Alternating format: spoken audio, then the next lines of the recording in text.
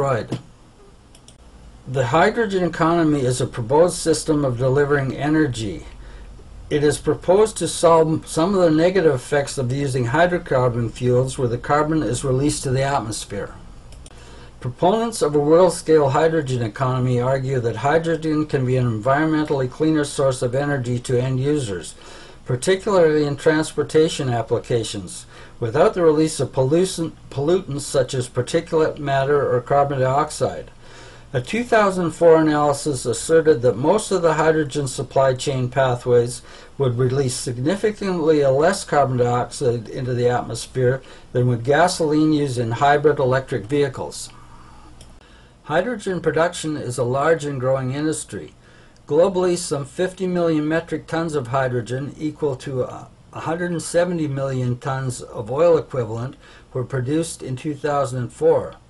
The growth rate is about 10% per year. Within the United States in 2004, production was about 11 million metric tons, an average power flow of 48 gigawatts. By comparison, the average electrical production in 2003 was 442 gigawatts. As of 2005, the economic value of all hydrogen produced worldwide is about $135 billion.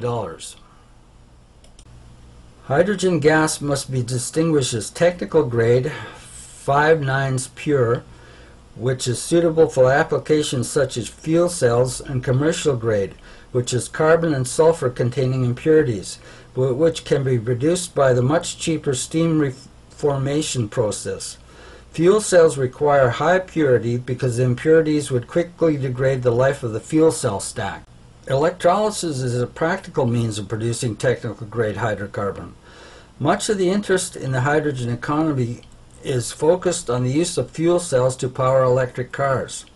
Current hydrogen fuel cells suffer from a low power-to-weight ratio, although they store more energy than other electrochemical batteries.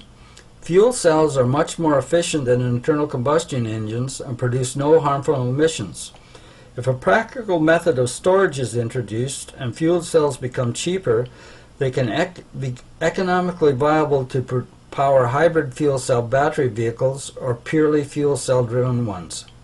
The economic viability of fuel cell powered vehicles will improve as the hydrocarbon fuels used in internal combustion engines become more expensive because of the depletion of easily accessible reserves, or economic accounting of environmental impacts through such measures as carbon taxes. Much of the ocean area capable of producing OTEC electrical energy is far offshore. Converting this electrical energy to the energy currency, hydrogen, is a means of bringing this energy to where it is needed, and by converting parts of the ocean's liquid volume to gases by the process of electrolysis, the rate of sea level rise is also reduced. Dead zones are hypoxic, low oxygen areas in the world's oceans, the observed incidence of which have been increasing since oceanographers began noting them in the 1970s. These dead zones occur near inhabited coastlines where aquatic life is most concentrated. In 2004, the UN Global Environmental Outlook Yearbook reported 146 dead zones in the world's oceans where marine life could not be supported due to depleted oxygen levels. Currently, the most notorious dead zone is a 22,126 square kilometer region in the Gulf of Mexico, where the Mississippi dumps high nutrient runoff from its vast drainage basin, which includes the heart of the U.S. agribusiness, the Midwest. The drainage of these nutrients are affecting important shrimp fishing grounds. Producing oxygen and hydrogen by electrolysis in these dead zones would replenish the oxygen levels sufficiently that these zones could again support marine life.